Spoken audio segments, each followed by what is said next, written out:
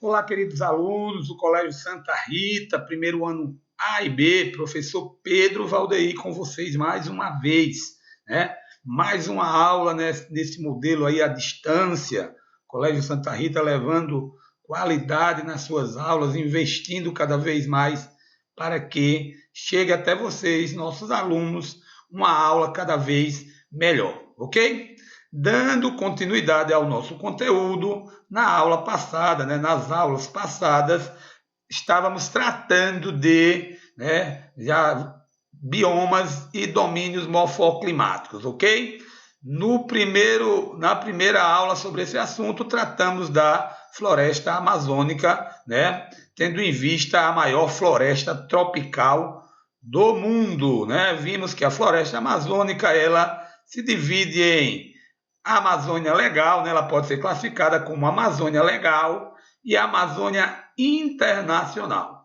A Amazônia Legal, a parte da floresta amazônica, que cobre o território brasileiro, abrangendo aí os 7 estados da região norte e também uma parte do Mato Grosso e do Maranhão, certo? E a Amazônia Internacional, a gente viu toda a parte da floresta amazônica que cobre a América do Sul, certo? Se espalhando aí por muitos países, ok?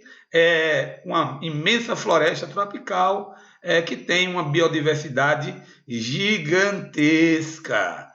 Na aula passada, o assunto foi Mata Atlântica, que também é uma floresta tropical, uma mata extremamente destruída pelas atividades humanas, desde a chegada dos portugueses, a retirada do pau-brasil, depois a monocultura da cana-de-açúcar no litoral nordestino, a monocultura do café, a cafeicultura na região sudeste e a urbanização atualmente, um dos problemas principais aí relacionados à Mata Atlântica, certo?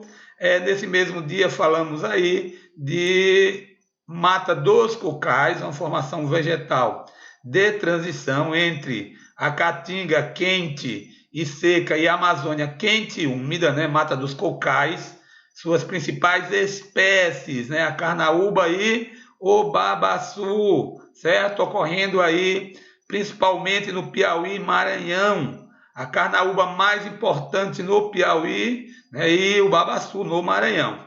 E também a mata das araucárias, uma formação de pinheiros, acicofoliadas, folhas em forma de agulha e copa em forma de cone, espécies de coníferas.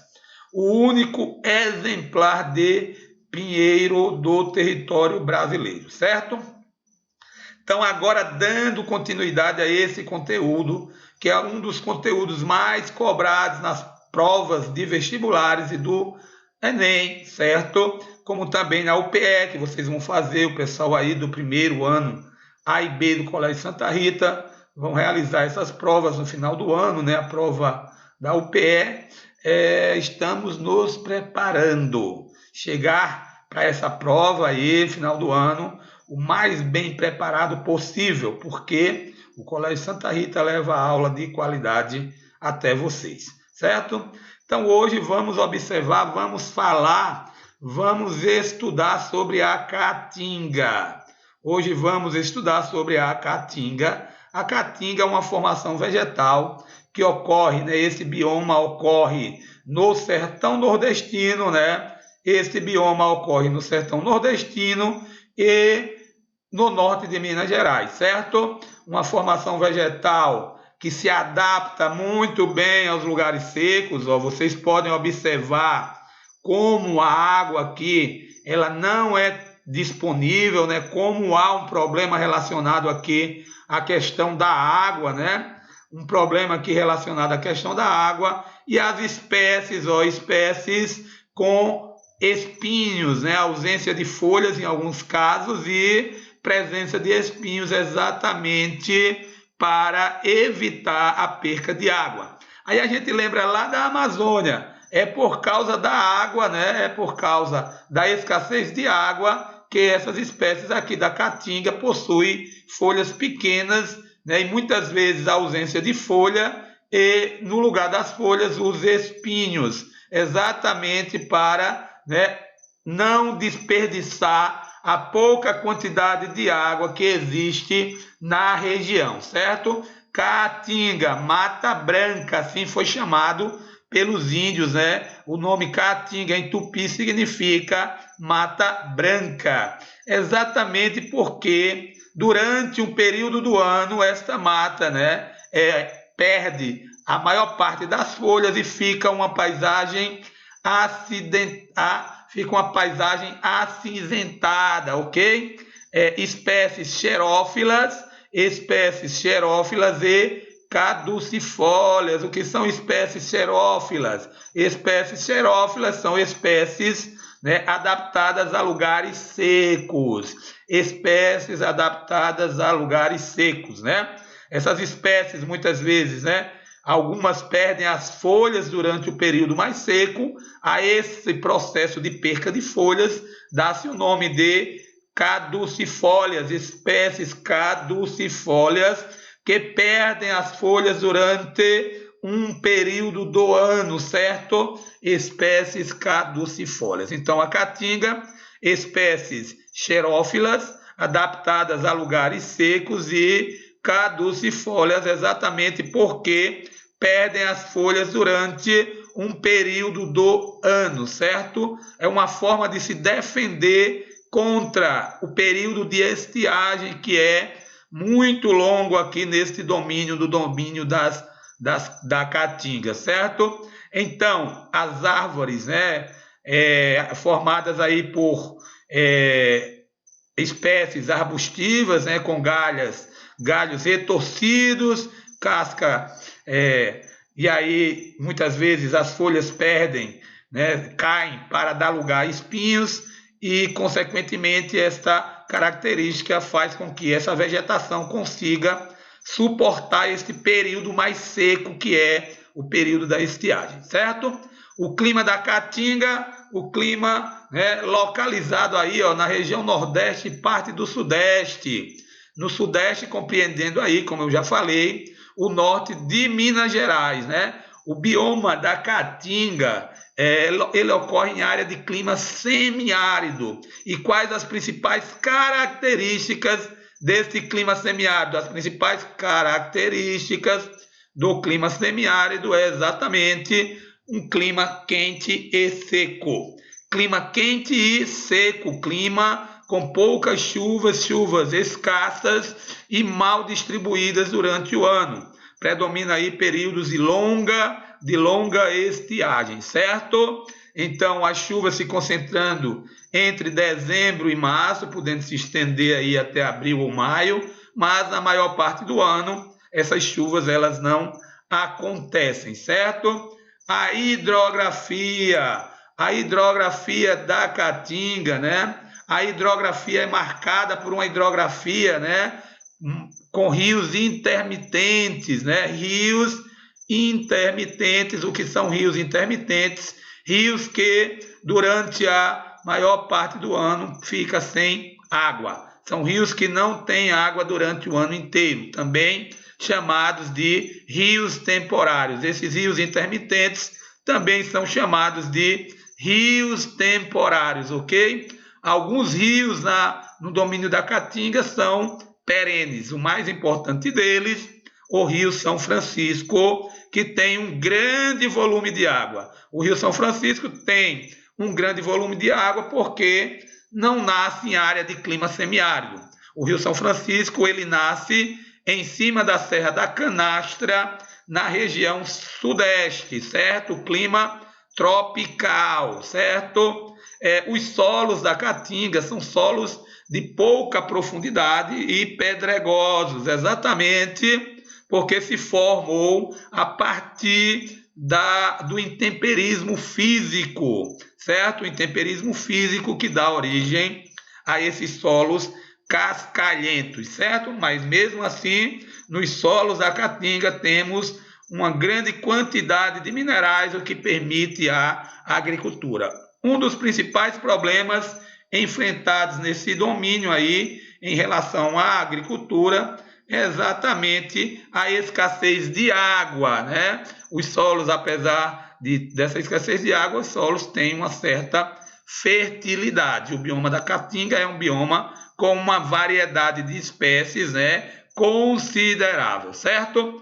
Caatinga, sertão nordestino e norte de Minas Gerais. Ocorre aqui nossa formação vegetal, raízes profundas, né? Raízes profundas para ir buscar água nos locais mais profundos do solo, pessoal. As raízes dessas espécies, raízes profundas para ir buscar água nos locais mais profundos do solo, já que a água é pouco disponível, certo? Sertão nordestino e norte de Minas Gerais.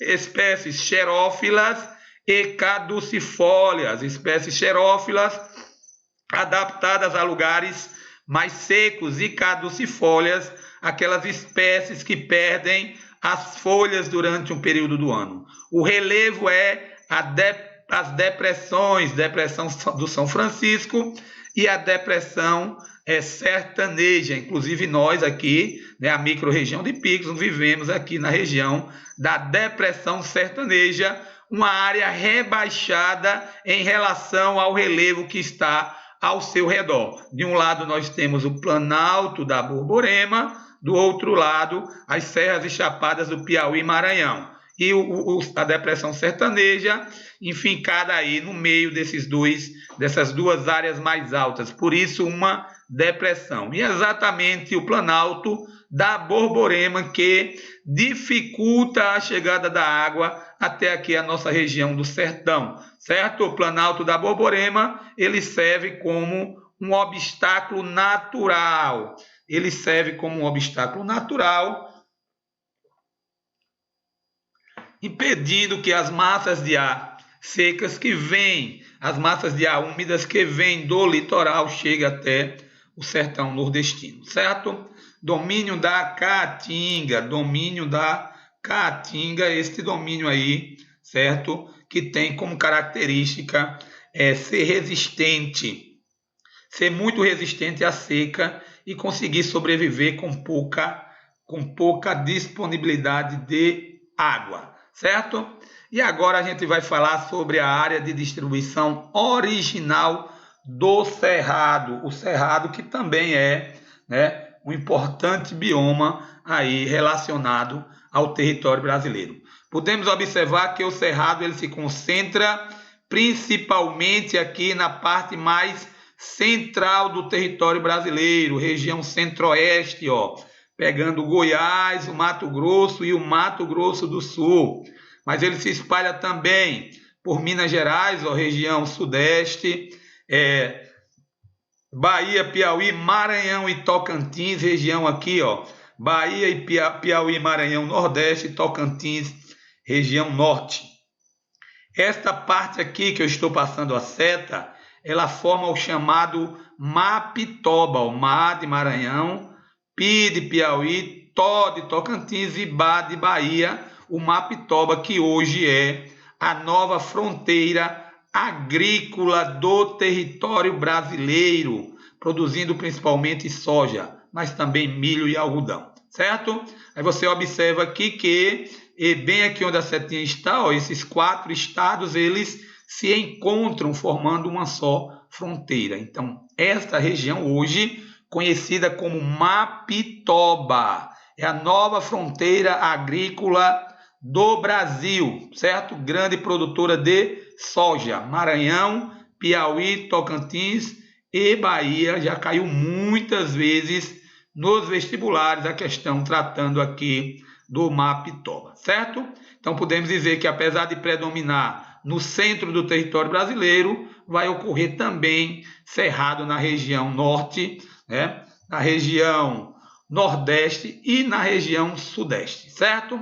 Pessoal, os solos do Cerrado são solos pobres e acidificados. Os solos do Cerrado são solos pobres e acidificados, certo?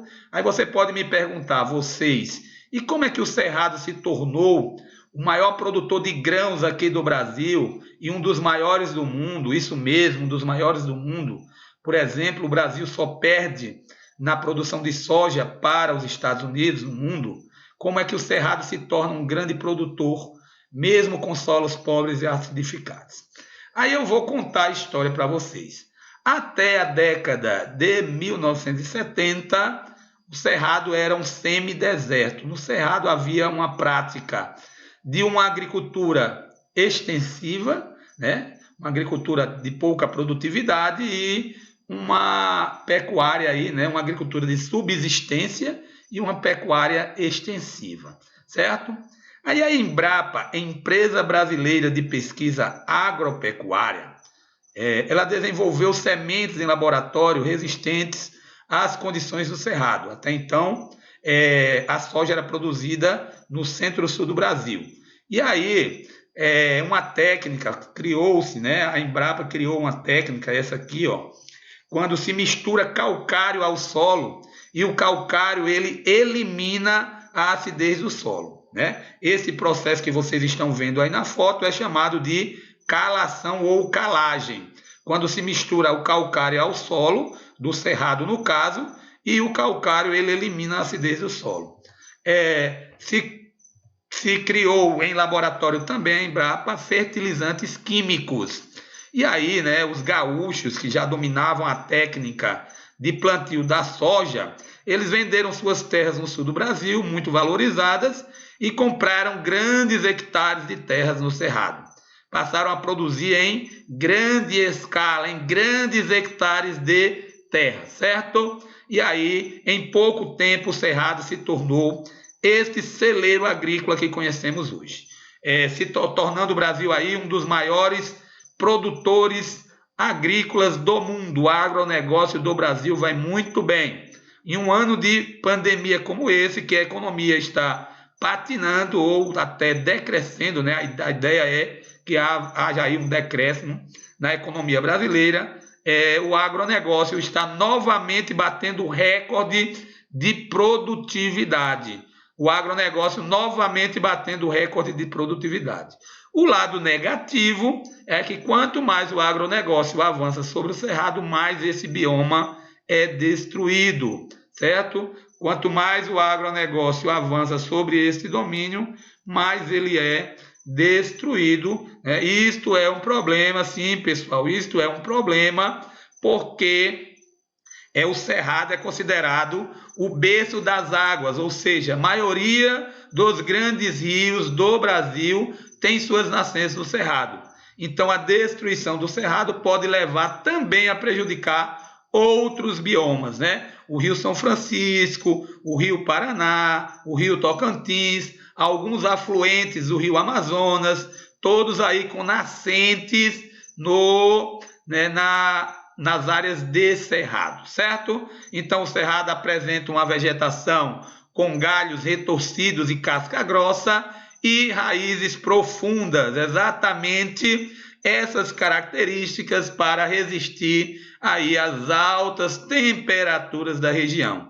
Vale lembrar que o cerrado, o cerrado é formado por espécies herbáceas e arbustivas, espécies herbáceas, espécies rasteiras e arbustivas, aquelas espécies, formadas aí por pequenos arbustos, certo? Então, o clima do Cerrado é o clima tropical continental. O clima do Cerrado, o clima tropical continental, que é um clima com 2 estações do ano bem definidas. 2 estações do ano bem definidas, verão chuvoso e inverno seco. Isso mesmo, pessoal. Verão chuvoso e inverno seco. As chuvas são chuvas de verão. E por essa característica do clima, ser um período úmido e outro seco, as espécies do Cerrado são tropófilas. O que são espécies tropófilas? Questão do Enem há 1 ou foi 2 anos atrás. Espécies tropófilas, aquelas espécies adaptadas a uma estação seca e outra estação úmida, ok? Uma estação seca e outra estação úmida essas as principais características aí do cerrado, clima tropical continental. O cerrado ocorre numa área de relevo, né, predominantemente de planaltos, mas também com ocorrência de chapadas, ok? Cerrado e Caatinga, dois biomas aí muito importantes aí do território brasileiro. Como eu já falei, o cerrado é considerado o berço das águas, né, do Brasil, principalmente porque a maioria dos grandes rios nascem nessa área de cerrado. Então, o principal impacto ambiental sobre o cerrado, podemos destacar aqui o agronegócio aí, né? Principalmente o agronegócio da soja. Mas na região centro-oeste também está o maior rebanho bovino do Brasil. Ou seja, outro impacto ambiental relacionado aí a atividades agropecuárias, certo? Outro problema aí relacionado às atividades agropecuárias no cerrado aí, mais um bioma estudado aqui com vocês aqui do primeiro ano A e B do Colégio Santa Rita, certo? O cerrado que é o segundo maior bioma em extensão territorial do Brasil, perdendo aí para o bioma amazônico, ok? Então vamos lá continuar aqui nossa aula. Eu trouxe para vocês hoje aqui, né, 3 questões aí tratando aí da questão do cerrado da Caatinga. Então, a primeira questão diz o seguinte, da Unicamp: as caatingas são um aliado incorruptível do sertanejo em revolta. Entram também, de certo modo, na luta. Armam-se para o combate, agridem, traçam-se impenetráveis ante o forasteiro, mas abrem-se em trilhas multivas para o matuto que ali nasceu e cresceu. No texto, as caatingas são apresentadas como aliados do sertanejo.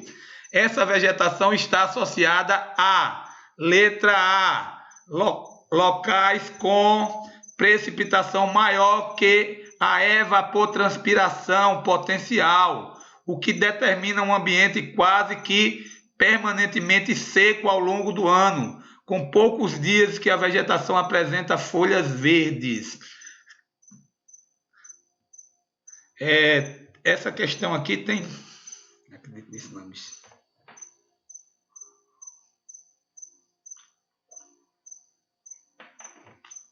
Desculpe aqui, pessoal. Essa questão aqui deu um probleminha, porque ela tem aí, né? Houve aí na hora de salvar, na hora que eu mandei salvar, houve aí uma cópia, né? Você observa aí que tem 2 letras D, ó. D aqui e D aqui, ó. Exatamente a letra D é a correta, não é essa aqui não, viu? A letra D aqui está repetida 2 vezes, mas a correta é exatamente essa. Locais onde a evapotranspiração potencial é maior que a evapotranspiração real, durante praticamente todo o ano, gerando grande déficit hídrico, o que resulta em uma vegetação espinhenta e sem folhas na maior parte do ano.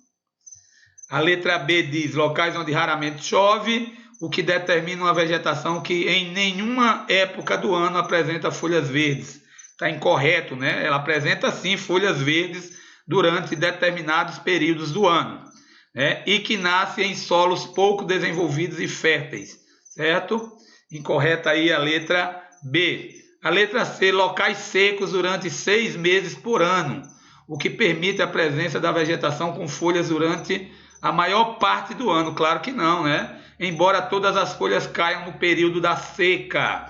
Incorreta a letra C, porque, né, não cai todas as folhas durante esse período da seca. Letra D, locais com precipitação maior que a evapotranspiração potencial, o que determina um ambiente quase que permanentemente seco ao longo do ano, com poucos dias em que a vegetação apresenta folhas verdes. Na hora de salvar aqui, se repetiu 3 vezes aqui essa mesma letra, certo? Mas fica aí a dica, a letra D aqui, a correta desta questão, certo? Agora aqui sim, Aqui sim, vamos lá. A Caatinga é o único bioma exclusivamente brasileiro e o ecossistema semiárido mais diverso do mundo. Esta exclusivamente faz também com que tenha muitas espécies endêmicas. O que são espécies endêmicas, pessoal? Espécies que só acontecem neste bioma e paisagens únicas, certo? E paisagens únicas. Então vamos lá para os itens dessa questão aí. 1. É apontada como um dos biomas mais críticos em termos de conservação da biodiversidade no país. Ainda assim, é o ecossistema brasileiro mais desprotegido, certo? O bioma da Caatinga é um dos mais devastados, mas mesmo assim existe poucas áreas de proteção ambiental. O item 1 está correto, certo? O 2 diz assim, mais de 50% da área da Caatinga já foi alterada por lavouras e pastagens. Sua biodiversidade ameaçada pela presença humana e em muitas regiões tende a transformar-se em deserto. Com certeza, pessoal. Uma das características da Caatinga, quando mal utilizada, este solo mal utilizado, né, ou quando praticado aí um desmatamento indiscriminado, é exatamente o desenvolvimento do processo de desertificação. Inclusive aqui no Piauí já temos 2 casos como esse, em Giboés e Monte Alegre, em que o solo começou a entrar em processo de desertificação. Correta aí o item 2. O 3 aí, ó, domina em toda a região nordestina. Essa vegetação resiste às mais prolongadas secas, até mesmo sobre terrenos impermeáveis. Claro que não, ela não ocorre em toda a região nordestina, né? No litoral do Nordeste, por exemplo, é a Mata Atlântica, certo? Então, essa característica aí é incorreta, o item 3. O 4 diz assim, os cactos chiques, mandacarus, são espécies da Caatinga, pobres em folhas e ricas em espinhos. Corretíssimo, né? Já falei sobre isso. Os espinhos são importantes para, não perder água em uma região tão seca, certo? Então, correta aí o 1, o 2 e o 4, letra D. 1, 2 e 4, letra D, certo? E a última questão aqui, né? A última questão aqui é sobre o bioma do Cerrado, né? Cesgran Rio. O bioma Cerrado, que é considerado um hotspot, né? Tem sofrido um impacto muito grande em função do aumento das áreas agrícolas em locais originalmente ocupados com vegetação de cerrado. Tem-se como principais problemas relacionados a essa ocupação, vamos lá, letra A, aumento da sucessão primária, diminuição da biodiversidade e poluição dos solos com agrotóxicos, certo? Aumento da sucessão primária, né? E aí diminuição da biodiversidade e poluição dos solos com agrotóxicos, certo? A letra B, aumento da capacidade de produção primária, da taxa de recrutamento e da competição por nutrientes. Também não, né? C, aumento da incidência de doenças, diminuição da biodiversidade e aumento da população de consumidores. E por último, a letra D, diminuição da biodiversidade, poluição dos solos com agrotóxicos e extinção de espécies endêmicas, né? Extinção de espécies que só existem por ali, certo? Então aí, essa questão aí, o gabarito letra D. Então, 3 questões aí para vocês. Fiquem com Deus, né? Desculpe por aquela questão, pela primeira questão que teve um erro aí na hora de ser salvada a questão. E, né, um grande abraço, paz, muita força para todos vocês, viu? São os votos aí do professor Valdeir. Em um futuro próximo estaremos juntos. Valeu!